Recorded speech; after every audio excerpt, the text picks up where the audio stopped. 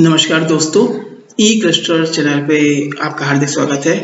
दोस्तों, जैसे कि आप जानते हैं कि मैंने अपने इस यूट्यूब चैनल पर स्टूडेंट्स के लिए मोटिवेशनल स्टोरीज स्टार्ट करी हैं, जिससे वो भविष्य में अपने जीवन को किस तरह से सार्थक बना सकते हैं और कैसे अपने जीवन को वो सही से जीवन चला सकते हैं। इसके लिए मैंने ये पहल शुरू करी है, जिसमें आपने ध्यान दिया होगा मेरी कहानी थी पहली प्रशंसा, जिसमें मैंने बताया था कि कोशिश कीजिए कि प्रशंसा से आप दूर रहिए, क्योंकि कभी-कभी क्या होता है कि प्रशंसा पाने के चक्कर में हम गलत काम भी कर जाते हैं।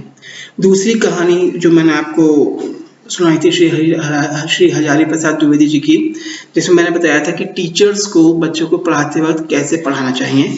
आज तीसरी कहानी जो हम आपके सामने लेके आए हैं, उसका हमने शीर्षक दिया है कि असत्य की कमाई नष्ट हो जाती है। मतलब अगर आपने कोई भी पैसा बेईमानी से कमाया है तो वो बेईमानी के ही माध्यम से खत्म हो जाएगा। ठीक है दोस्तों, ये कहानी जो है वो श्री जयदयाल गोयनका जी के पिता श्री खूबचंद्र जी के जीवन से जुड़ी हुई है, जिसके माध्यम से हम ये बताएंगे, और ये एक सच्ची घटना पे भी आधारित है। दोस्तों, जयदयाल गोयनका जी के बारे में तो आप लोग जानते ही होंगे।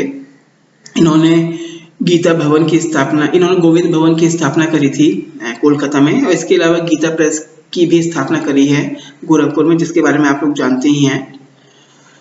तो इनके पिताजी श्री खूबचंद गोयनका जी को पराये धन से बड़ी घृणा थी। एक बार इनके घर में कोई कुत्ता आकर घी खा गया। उनको बड़ा आश्चर्य हुआ कि हमारी चीज कुत्ता कैसे खा गया। सत्य की कमाई ऐसे जा नहीं सकती, यह उनका दृढ़ विश्वास था।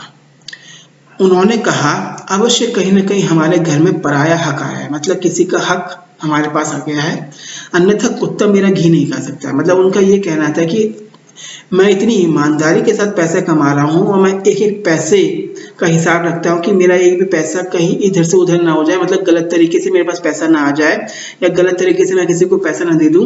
तो क्योंकि मैं खुद भी अगर गलत तरीके से नहीं कमा रहा हूँ तो मेरा पैसा या रुपया या मेरे घर का सामान गलत तरीके से कैसे आ सकता है, कोई कुत्ता आके घी कैसे खा सकता है। हिसाब देखा गया तो पाया गया कि भूल से 6 आने के मूंग तौलने वाले ने ज्यादा ले लिए थे। मतलब जो मूंग तौली गई थी वो 6 आने की थोड़ी ज्यादा आ गई और वो 6 आने हिसाब में कम दिए गए। इतना ही मूल्य का घी कुत्ता खा गया था। आप देखिए, उतने ही मूल्य का घी कुत्ता खा गया। सत्य की कमाई पर उनकी इतनी दृढ़ता थी कि उन्होंने भविष्य के लिए सभी कर्मचारियों को सावधान कर दिया कि छोटी छोटी पाई का भी पूर्ण हिसाब रखा जाए। दोस्तों, जो ईमानदारी से पैसा कमाया जाता है वो हमेशा याद रखिएगा, ईमानदार की ही चीजों में जाता है, कहीं और नहीं जाता है। जैसे अगर आप बहुत ईमानदारी से कोई पैसा कमाते हैं और उस पैसे से आप अगर कोई कुआं या बावड़ी या कोई स्कूल या कोई चीज बनवाते हैं, हमेशा आप ध्यान दीजिएगा कि वहाँ का बावड़ी का कुएं का जल बहुत मीठा होगा पीने के लिए। स्कूल अगर आपने खुलवाया वो भी ईमानदारी के पैसे की बात हो रही है, काले धन की बात नहीं कर रहा हूँ। तो ईमानदारी से पैसे कमा के अगर आपने इस काम में लगाया है तो वो स्कूल आपका हमेशा बरकत करेगा, वहाँ के पढ़ने वाले बच्चे भी बरकत करेंगे। ये फैक्ट है और ये सच्चाई है।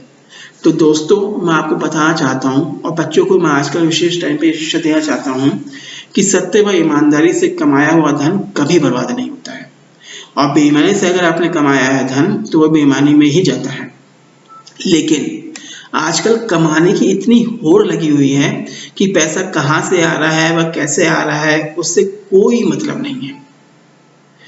लेकिन मैं बच्चों आपसे गुजारिश करूंगा कि जो आजकल बच्चे पढ़ रहे हैं उनसे कहूंगा कि आप सत्य और ईमानदारी पे इतने दृढ़ हो जाइए कि कोशिश कीजिए कि आप चाहे सरकारी नौकरी करें, चाहे प्राइवेट नौकरी करें, या आप कैसे भी आप काम करें, लेकिन पैसा हमेशा आप सत्य व ईमानदारी से ही कमाएं।